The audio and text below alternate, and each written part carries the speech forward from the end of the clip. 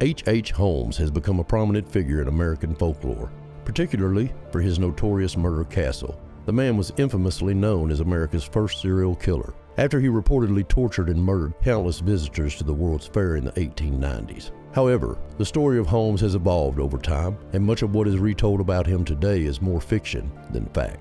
Although many of the details of his crimes have been proven false, the reality is no less gruesome. Today, we will uncover the true story of H. Holmes and his horrifying crimes. Welcome to Bold Bios. On this channel, we tell the stories of history's most important and sometimes not so important people. If you enjoy this type of content, you should hit the subscribe button and tap the notification bell so you get notified every time we upload a video. With that being said, let's examine the story of H. Holmes, a man said to be America's first prolific serial killer.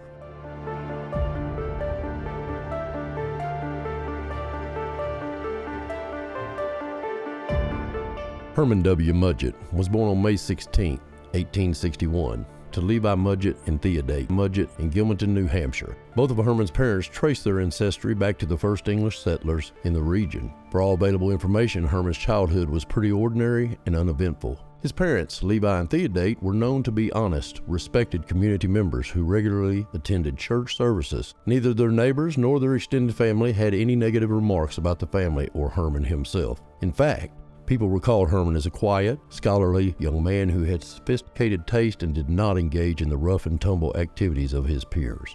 Some people questioned whether Herman was as flawless as many believed. A shoemaker who once worked with him acknowledged his strong work ethic but admitted there was something off about Herman. Part of this unease stemmed from his apparent obsession with money. Herman once took 43 cents from the shoemaker's vest pocket and tried to get paid double for the same job. His money-driven behavior didn't go unnoticed by others in the community and persisted as he got older.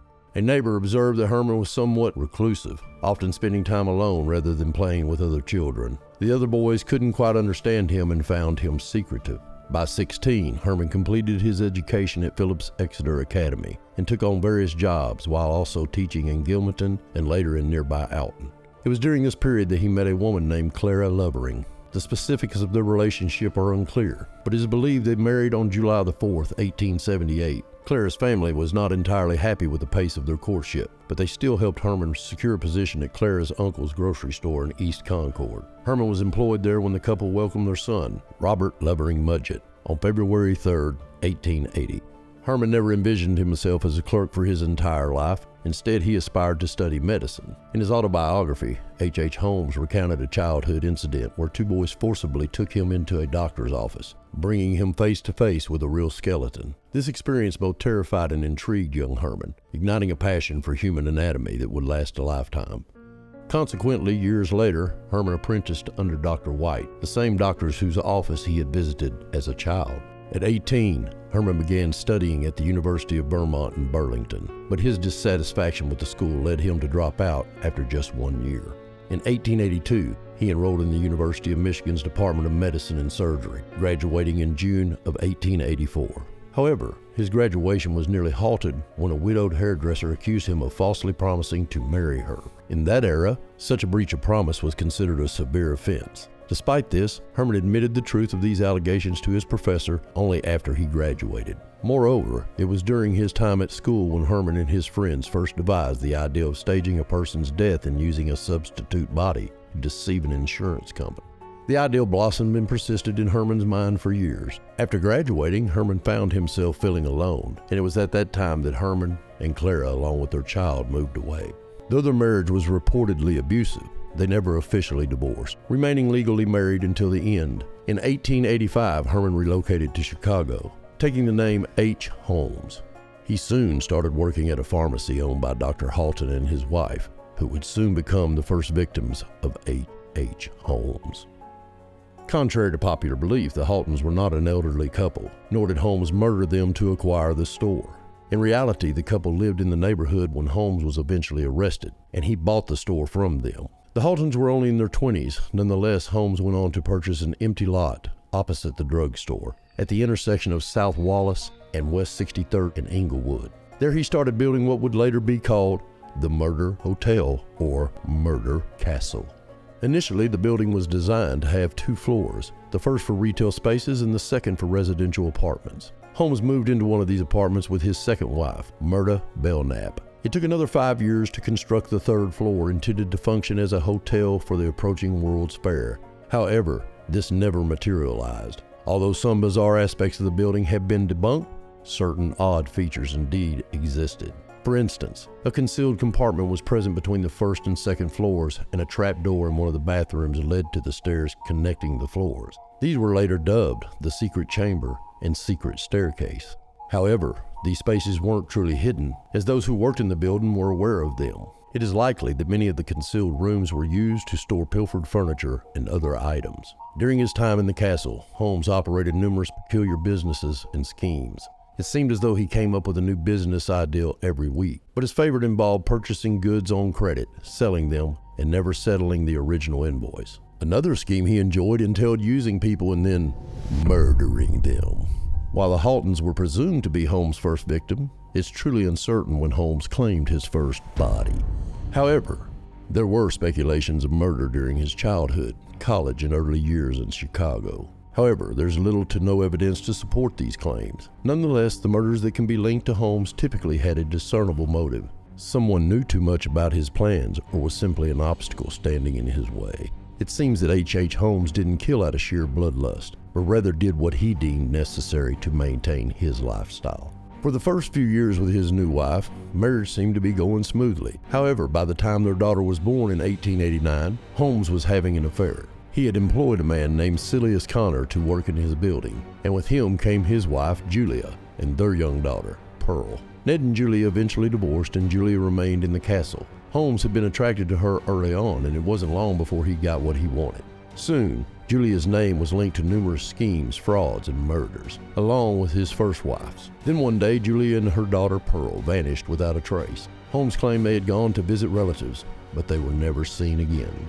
The next victim was a young secretary named Emmeline Sigren, whose story was strikingly similar to Julia's. In 1892, Holmes offered her double her current salary to work for him, and the relationship quickly became intimate. By autumn, it seemed that Emmeline had changed her mind about Holmes.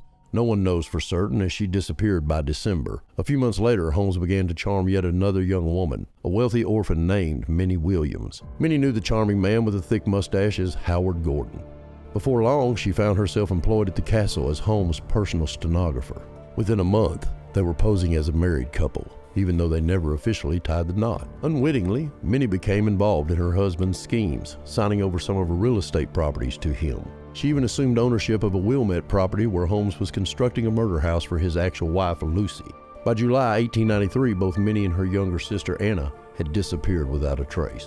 Holmes left Chicago in January 1894 and met his fourth and last wife, Georgiana Yoke. Meanwhile, Benjamin Peitzel, a man who had worked for Holmes for years and was aware of his numerous plots, had relocated to St. Louis, Missouri.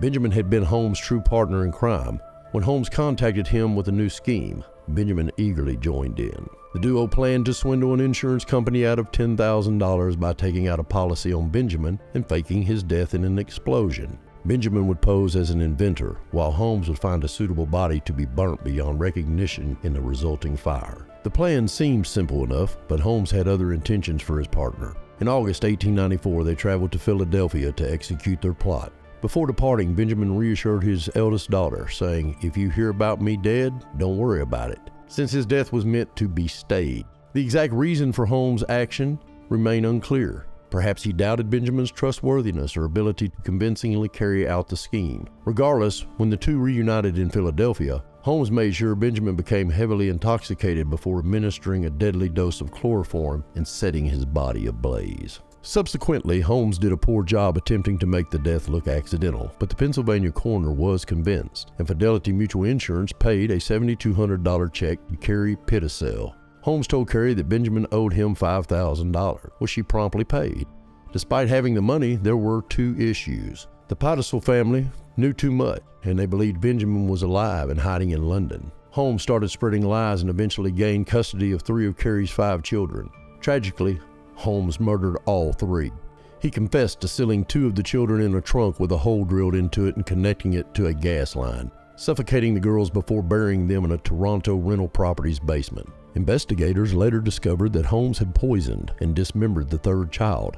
Howard before incinerating his remains. If he would have had the opportunity, Holmes might have killed the entire family. However, his reign of terror ended when he was arrested on November 17th of 1894 in Boston, Massachusetts. Initially charged with horse theft in Texas, the charges soon escalated to insurance fraud. Holmes finally confessed when authorities found the remains of Alice, Nellie, and Howard Peitzel. Interest in Holmes and the case skyrocketed. With countless individuals familiar with Holmes and his infamous murder castle, everyone wanted to be part of the narrative, resulting in numerous dramatic headlines about the building's torture rooms, hidden passageways, and quicklime pits.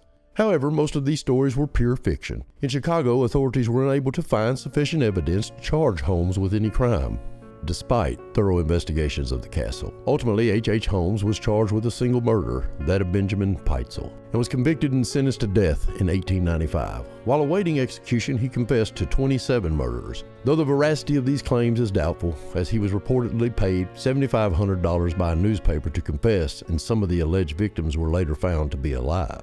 Holmes had been a con artist for much of his life, and his dishonesty persisted until the end. Initially, he professed innocence before later claiming to be possessed by the devil. H.H. Holmes was hanged at the notorious Moyamensing Singh prison on May 7, 1896, just over a week before his 35th birthday. His neck did not break upon falling through the trapdoor, resulting in a slow 20-minute strangulation.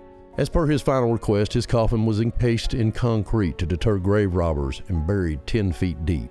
Holmes left behind numerous unanswered questions, such as the fates of Minnie and Anna Williams and Emmeline Sigran. He never admitted to killing them, and their bodies were never found. However, he did claim to have accidentally killed Julia in a failed abortion before murdering her daughter Pearl to cover up his actions, similar to what he did with Peitzel's children. Regrettably, the full truth about Holmes may never be known. The allure of a story about a notorious prolific serial killer with a murder castle filled with secret torture chambers and countless victims is undeniable. But the real story of H.H. Holmes is less sensational, though no less horrifying. As for the so-called murder castle, it survived an arson attempt in 1895 and was eventually demolished in 1938.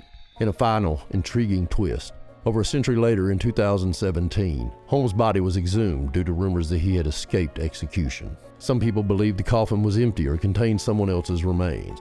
However, much like other tales about him, the reality proved less extraordinary as DNA tests confirmed the body was indeed H.H. Holmes.